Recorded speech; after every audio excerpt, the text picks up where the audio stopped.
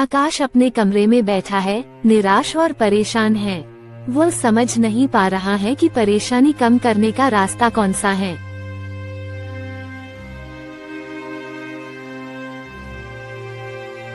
भगवान, मैंने इतनी मेहनत की लेकिन कहीं नौकरी नहीं मिली।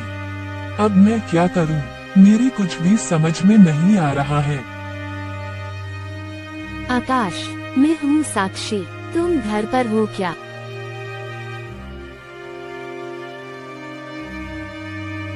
अरे साक्षी, आओ आओ।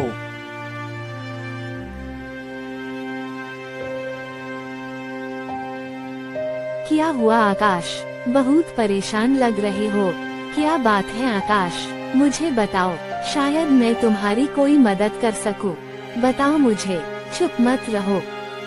क्या करूं साक्षी, मैंने बहुत मेहनत की, नौकरी के लिए बहुत कोशिश और मेहनत की, और इतनी मेहनत के बाद भी कोई नौकरी नहीं मिली। मुझे समझ नहीं आ रहा है कि मैं अब क्या करूं। आकाश, तुम जरा शांत हो जाओ। तुम इस तरह हार मानकर नहीं बैठ सकते। मुझे पता है, तुम ऐसे हार मानने वालों में से नहीं हो।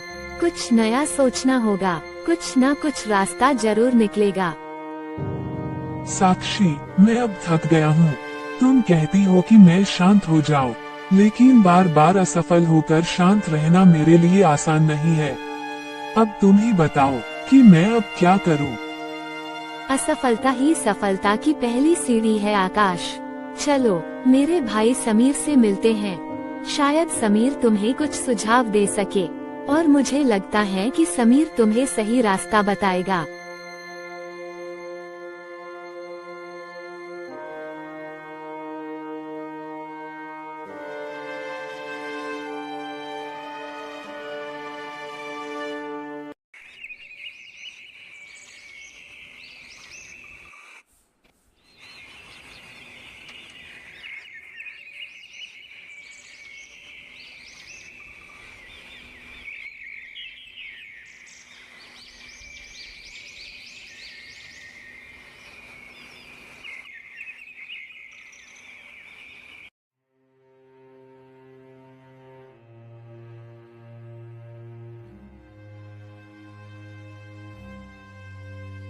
आकाश और साक्षी समीर से मिलने पहुंचते हैं। साक्षी समीर को आकाश के परेशानी के बारे में सब कुछ बताती हैं। समीर आकाश से कहता है कि आकाश, नौकरी के पीछे भागने से बेहतर है कि खुद कुछ शुरू करो। हर एक इंसान में कुछ ना कुछ हुनर होता है। तुम्हारे अंदर भी कुछ ना कुछ हुनर होगा। अपने अंदर के उस हुनर को पहचानो और एक नई शुरुआत करो। तुम्हें कामयाबी जरूर मिलेगी आकाश, मुझे विश्वास है, और मैं और साक्षी हम दोनों तुम्हारे साथ हैं। लेकिन मुझे नहीं पता समीर कि मैं क्या कर सकता हूँ। मैंने इस बारे में अभी तक सोचा ही नहीं, और मेरे दिमाग में भी यह बात नहीं आई। हर किसी के पास कोई ना कोई खासियत होती है आकाश। सोचो, तुम किस चीज में अच्छे हो। सोचो, तुम्हें क्या करना अच्छा लगता है। सोचो, तुम्हें क्या करना पसंद है। सोचो, तुम क्या अच्छा कर सकते हो। इन सब के बारे में सोचो आकाश। इन सब में तुम्हारी परेशानी का हल छुपा हुआ है। तुम्हें रास्ता जरूर मिलेगा, और तुम्हें जो पसंद है और जो काम करने में तुम्हें मजा आता है, वो काम तुम करोगे तो तुम्हें कामयाबी जरूर मिलेगी। एक पेड़ के नीचे आकाश बैठा सोच रहा है।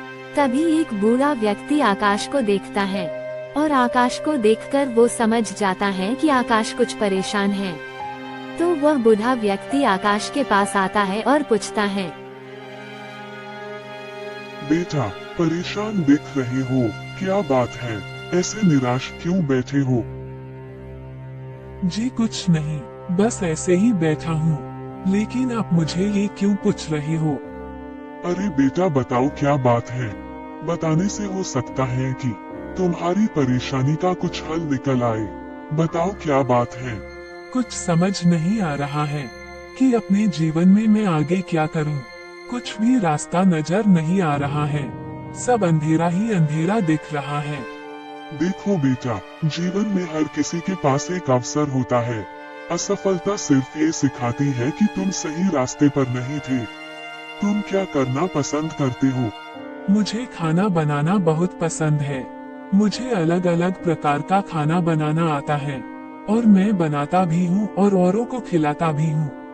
और मेरे हाथ का बनाया हुआ खाना खाकर किसी को आनंद होता है तो मुझे बहुत खुशी होती है। यही तो तुम्हारा जवाब है और तुम्हारी परेशानी का हल है।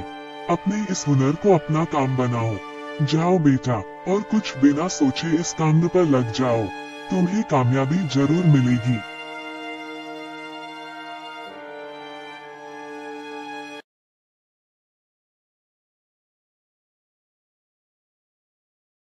निराशा से निकलकर आकाश ने अपनी जिंदगी की नई शुरुआत की। साक्षी और समीर की सहायता से आकाश ने एक छोटा फूड स्टॉल शुरू कर दिया है। धीरे धीरे लोग आकाश के फूड स्टॉल पर आने लगे और लोगों को भी आकाश के हाथ का खाना बहुत पसंद आया।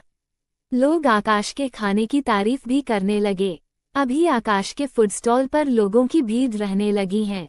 आकाश अभी अच्छे खासे पैसे कमाने लगा है और आकाश अभी बहुत खुश भी है।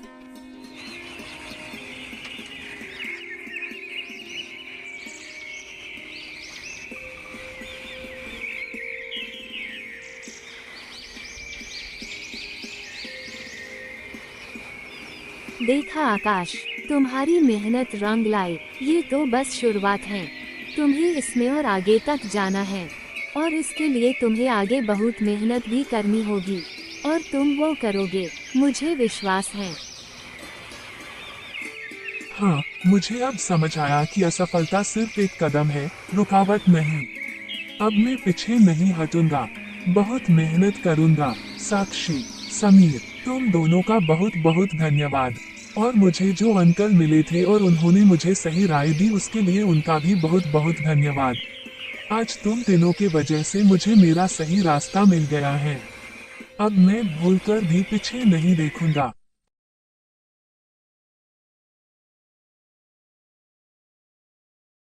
इस कहानी से हमें ये शिक्षा मिलती है कि जीवन में असफलता से घबराना नहीं चाहिए। ये हमें हमारी कमजोरी दिखाती है और नया रास्ता खोजने का अवसर देती है। अपने जुनून को पहचानो और मेहनत करो, सफलता जरूर मिलेगी।